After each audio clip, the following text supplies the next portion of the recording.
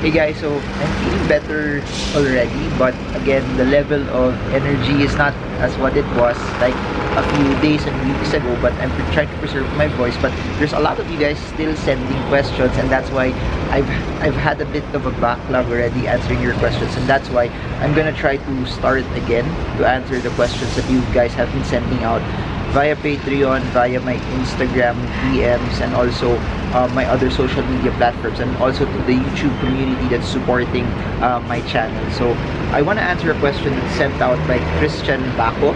So you'll see it right here. This is his question. I hope that you see it well, and I hope that you see it clear. But Tristan Baco's question is this: Hi Sir Marvin, I'm Tristan. I'm 22 years old. Congratulations. That's almost the same time when I started to invest. And I've started trading a month ago. Sabi niya, regretfully. Okay. Been following your YouTube channels plus some others, and I've been learning a lot. Thank you so much for following the channel. And to those of you guys who have not followed, feel free to press the subscribe button and bell, smash it so that you get updated every time I come up with videos like this, especially kung binabasa ko yung mga tanong na sinesend out niyo. Now, I only started with 100,000 pesos in capital, and I have been trading simple swing and momentum plays. I just like to respectfully ask if it would be better for me to trade in a more medium-term manner instead of what I've been doing, considering my small capital. Please remember this. Nagsagot ako kagad, no? I have to also acknowledge, thank you so much for sending that question, and I hope that this helps answer what we need to know. So please remember this. There's no such thing also as wag mo malitin yung capital na meron ka, kasi lalaki at lalaki rin naman yan eh. Instead of just focusing on what you have right now, you have to remember that dadating din yung point na since you probably are earning, you have a job, you can actually add more to it eh. So it's not just about getting and making money off of trades. It's also about adding more to it, adding more, and lalo na if you're comfortable already of scaling the money that you also have. Ganun din naman sa akin eh. Please remember, it's all about having a combination of winning trades, meaning you have been making money, but in the same time, you're also losing money kung meron ka mga maling trade, and also, in a way, putting in new and fresh additional capital to your portfolio.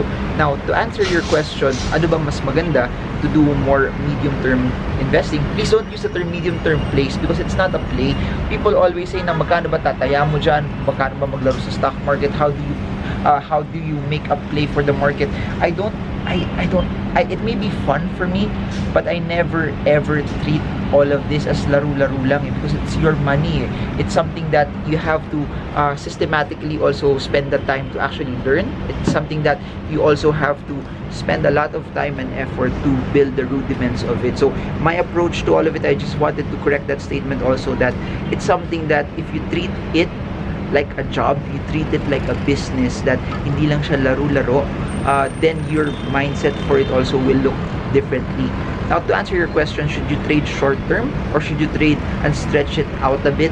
The answer will rely on you. That's why I keep telling people, no matter what your capital is, you're asking for 100,000, ano ba dapat yung pwede kong gawin? The answer to that is, don't just also focus on gaano kalaki yung capital mo, but try both. Try to do something that's medium term, and in the same time, try to also do something that's relatively shorter, so that you can have like a measurement stick already. Saan ka ba mas magaling? Are you better off making money for shorter term trades, or are you better off in making money on longer, or at least stretched out trades as well? So it's not, if you've been following the videos that I've been making, it's not a one size fit all strategy eh, kasi there are some strategies that for some people you have to also look at what your schedule is. Kung hindi mo naman talaga kayang bantayan yung market on a more frequent level, then it might be more prudent also that, teka, busy ako eh, may trabaho ako, may negosyo ako, then it might be better, you might be better off stretching it out. Pero also try it still, kasi I've seen a lot of people na their jobs are a bit, require them to be hands-on at a certain point in time, but they figured out a routine already that will work for them. So my suggestion, split it. Broker A, portfolio A for quicker trades, portfolio B for medium-term trades as well. So huwag mo muna isipin, ay, pag hinati ko pa yung pera ko, I won't earn as much anymore. Okay lang yun, kasi you have to remember, what you need to figure out when you're starting is not the amount of money that you're making. Kaya nga, if you've been following this channel correctly and properly, we never focus on get rich quick. We never focus on tips because that won't get you anywhere. That's not something that's sustainable. That's not something that will allow you to grow. You need to figure it out on your own what will work for you. So split your portfolio. This one for short-term trading, this one for medium-term trading. Then over a course of a year, 2 years, 3 years, lagyan mo siya ng pera, practice ka, then you can measure it already. Among the two portfolios, which is doing better? Among the two portfolios, where am I making more money? Among the two portfolios, where do I get a sense no, na kahit busy ako, kaya ko pa rin siyang tutukan? Among the two portfolios, saan ako mas nakakapag-take profits ng tama? Among the two portfolios, saan ako mas nakakapag-cut loss also na nasusundan ko yung plano ko? Na hindi ako, kasi the problem is if you trade too short, minsan, the problem there is mapapabenta ka kagad to see it also go up massively higher pa, so sayang.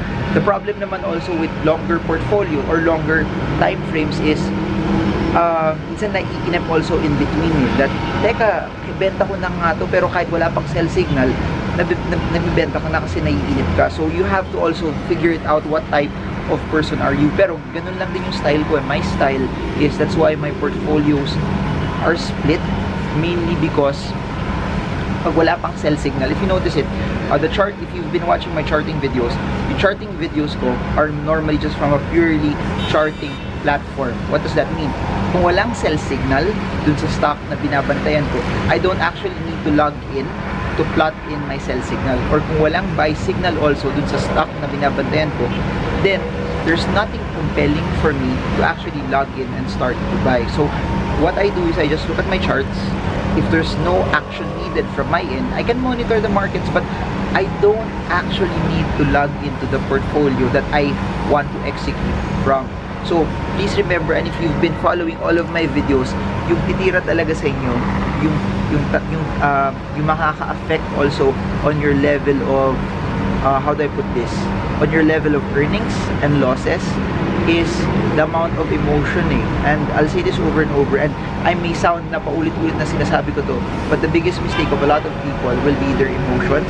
Their emotions na naiinggit sila sa kaibigan nila na mas kumita, or the emotions na nagiging mayabang sila kasi, oh, ako kumita ako ng ganito, ikaw, sino ka, hindi ka kumikita ng ganun. So, yung ganon, or also greediness that you're supposed to sell, take profits, but because you're a bit hopeful that it's gonna go up, you still hold on to that position. And in the same way, you're a bit fearful naman on the other hand na all of the signals that you have are telling you already to buy, but because you're a bit fearful, hindi ka nag-deploy ng capital. So that's what I'm saying. What else do I want to say? So if you have the chance, open the two portfolios. Don't mind yet magkano yung kikitain mo ngayon. Kasi you have, and I've been saying this all the time, kung sa trabaho nyo, it takes 1, 2, 3, 4, 5 years before kayo maging sobrang galing. You also treat the stock market the same.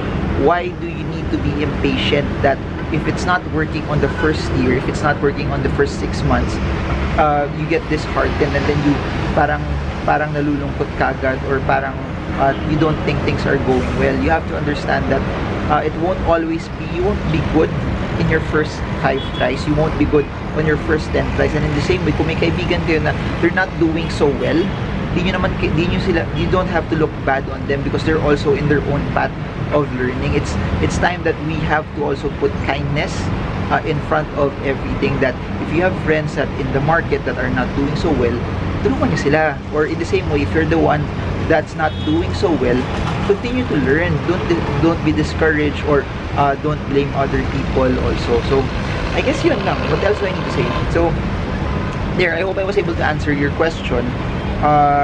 Kasi both naman will work. It's not about what is the best style, what's the best parameter, or what's the best amount of capital, pero ano yung naaangkop sa'yo at this point in your life, ano yung naaangkop sa'yo based on what you can do. So based on my experience, that's what I did. I tried everything, and then I tried to double down on something that worked for me, something na comfortable ako, something that in my opinion, something that's sustainable. Because at the end of the day, if you try to do something that alam mo hindi siya sustainable, meaning, I'll give you an example. Kung you wanted to, gusto mo pilitin na you wanted to trade it every minute ka nakabantay, if your job can't allow you to do that, guess what? On month number 4, month number 3, magiging pabaya ka sa trabaho mo, and then it won't be even something that it won't end well for you also for your profession. So, yun. The key here is to find something that's sustainable. The key here is, kahit hindi ka pa masyadong kumikita sa start, but you find a routine and a strategy na pwede mong ulit-ulitin. Kasi, when you start building your own routine and you start building your own strategy, over a course of time, gagaling ka eh. And pag gagaling ka, dun papasok yung pera. Huwag munang habulin pwede nyo kitain. There's so much focus on magkano ba kinikita ngayon. There's so much pataasan, pagalingan. It doesn't matter eh. Do your own race. Focus on your own race and make that 100,000 grow more, but make it grow based on your own terms. Make it grow based on the amount of skill, experience, acumen, and capital that you have, that you're willing to deploy. So there, I hope na sagot ko yung tanong mo.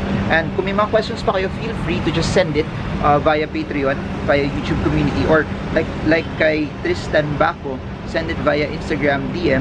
And yun, I hope Tristan mabasa mo to, and I hope that you get to learn from the questions that you guys have been sending out as well. And I'm gonna try to answer as much of your questions also as possible, kasi yun lang, I'll never stop doing this. I just want the next generation of Filipinos to be better, bigger, stronger. And kaya nga, but panoorin yung 8 PM today, may Gen Z, 20 plus years old lang, madami siyang tanong sa akin. It's coming out in my main channel. So, very, very interesting yung mga questions niya, and I hope makatulong din siya sa inyo. So, that's it for now. Marvin Germo. Everything you need to know about me are in the links down below. And if you got value from this, I appreciate it. It will help the YouTube algorithm for this channel so much. If you can press the like button, put a comment, kahit anong comment lagay nyo, kahit sabihin nyo, okay yung bagay yung blue na damit sa'yo, parang ganun, or whatever you want to say, just comment it below, or comment blue, just for fun. And I guess that's it. I hope this video helps you trade well, trade strong, trade smart. See you for our videos later on, 8 PM and 10 PM as we talk more about the Converge IPO. So God bless you all. And by the way, yung mga lumalabas dito na icons, if you want to know more, you can click them and watch them as well. So bye guys!